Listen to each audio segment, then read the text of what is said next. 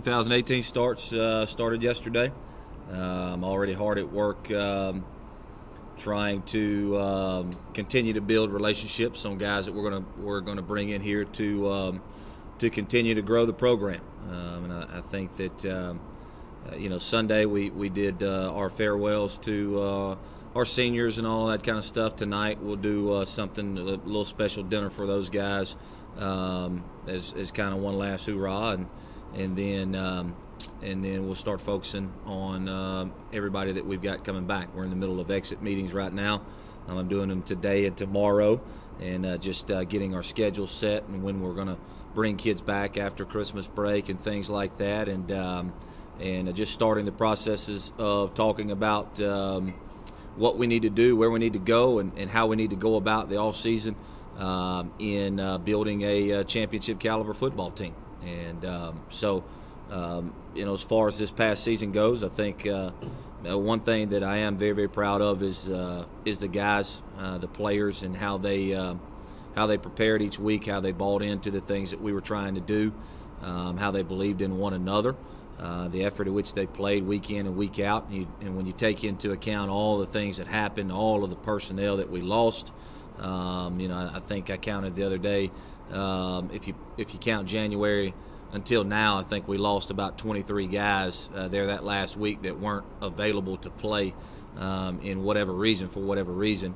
And that's a huge hit, especially at this level. That's a huge hit. And for us to continue to go out and be competitive and play the way that we did, I think that says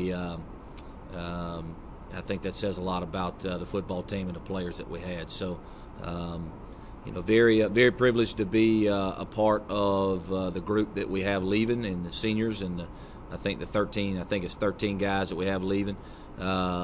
Very, very privileged to be a part of their careers and their lives, and also very privileged to start something new and something fresh. This is obviously a bittersweet time this time of year, because you're kind of done with some things. You're done with some of the guys, some of the players, and people have been around you for a long time. But it's also one of your most favorite times of the year, because this is when you start building it back. This is when you start putting the pieces together to move forward, and looking forward to doing that. With the 13 seniors, a lot of contributors offensively and defensively, where do you target these next 3 months going into the signing day? Everywhere. We're going to. There is no position that's safe from recruiting or anything like that. We make it known to our guys that we're actively going to go out and try to get people that we think are better than them, because that helps them in their off season. If you got somebody chomping at your heels, and you know that somebody's actively coming to get your job, then that makes your off season a lot better. That makes your that usually tends to make your work ethic a lot better, and it lights a fire under you. And we make sure that our guys know that, because ultimately that's what recruiting is. You're trying to find better than what you have. Now, can you do that every year? No, not always, especially with some of these guys that we had leaving. It's very hard to fill their shoes. But everywhere, we're going to look at every position. Obviously, there's some places that we need more help from a depth standpoint. You look at our offensive line of scrimmage. We finished the year, I think we have 6 guys on scholarship right now at that position. So obviously we've got to build that. We've got to go out and get us some running backs and build that. But there is no position that will be left unturned. We're going to try to find the best that we can get to bring in here, and like I said, continue to build this thing. Talk about a couple of the guys who just go out with tremendous careers in Jordan Gandy and Montre. Yeah, they're 2 of the best I've ever been around. Just as far as people first, and the career path that they took, kind of their college career and how they did it. There was no shortcuts, no shortcut, no talk of transfers, no talk of all of that trash, none of that stuff that is so easy, none of the easy way outs with those guys. It was the red shirt the first year. It was the take your lumps the next 2 years as a player, because you don't know everything that you need to know, and you're not physically there yet, and those type things, and never getting frustrated with it, and just sticking to the processes of trying to get better and improving and listening and all of those things, and for both of those guys to do all of those things and then have the careers that they had their last 2 years. That's what you're supposed to do. That's what college football is all about. That's what being a college athlete's all about, And I've got exit meetings right now. I'm having exit meetings right now where guys in their second year are going, well, Coach, I just, what's my place? I'm getting a little frustrated because I haven't played. Well, you've only been here 2 years. You're still young, man. You're still young, and you're very underdeveloped and things like that. And to have two examples like that to go in there and say, look, there's certain guys that can come in and they can play right away, and they do play right away for whatever reason, whether they're ready for it or whether it's just the situation you're in at that position. And then there are certain guys that it takes a little bit longer. And don't get frustrated if it does take a little bit longer. Look at these two guys who are some of the best that's ever walked the halls down here in this place. Nothing came easy for those guys. It was a 5-year process. It was a long process. It was a long journey, and I'm very proud of them for that. And obviously, it helps. It helps build and create that culture of hard work, and kind of get out of this culture that we've created in recruiting of, you come, you don't like it, you transfer, you leave, you go, you pick up your toys, you go home, you go to somewhere else. I don't think you're going to be ultra successful doing that.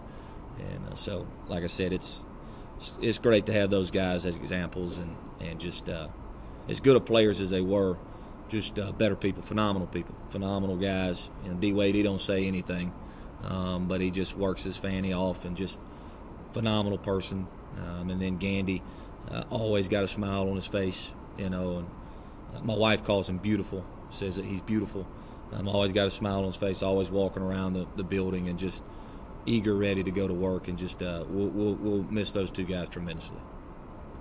Gandy was fantastic all year, but if I had asked you at the beginning of the season that he would have been 40 to 45% of your receiving yardage for the entire team, surprised by that? I know he was the focal point of this offense. Yeah. I feel like the offense never really took off. I don't think I would have been surprised by it. But obviously, I did not hope that was the way it was going to go. We did our all conference call yesterday in the conference, and and when his name came up, I told everybody. I said, listen, for a very below average offense this year, he was our offense. I know he was 45 or 50% of the reception, but he was our offense, and it didn't matter who we played. This year we went as he went. If he had a good game, then we were probably going to be okay. If he didn't have a good game, then we were going to struggle. And that's not fair to him. It's very tough on him. Now he wore it like a champ. He kind of knew that was the deal. But we were so one-sided. We just never could run the ball this year, and we were so one-sided. And a lot of times we just put him in situations where it's like, hey, I don't care how many people are covering you. We're going to throw it to you anyway. And for him to have the year that he did in that type of circumstance, it shows you the type of player that he is. Looking back at the season and looking forward to next year, is there one thing that jumps out to you that maybe needs to change for next season, or do you even know what that is yet? Yeah, we've talked about it already as a staff, and we're kind of moving. Our new mantra, so to speak, is we've got to find a way. We've got to find a way, and we kind of wrote it when we talk about it with our guys. We kind of write it, find a way with the Y at the end, a big Y, capital Y, and that kind of stands for knowing your why. What's your purpose, and having a purpose, not just doing this because it's a means to an end. It's a way to pay your school. If you're going to be successful at this thing, this is a very hard sport. It's a very hard sport. And there's a lot of adversities that come with it and those type things. If you don't have a why to fall back on, if you don't have a reason for why you're doing this, you're not going to be very successful at it. And just program-wide,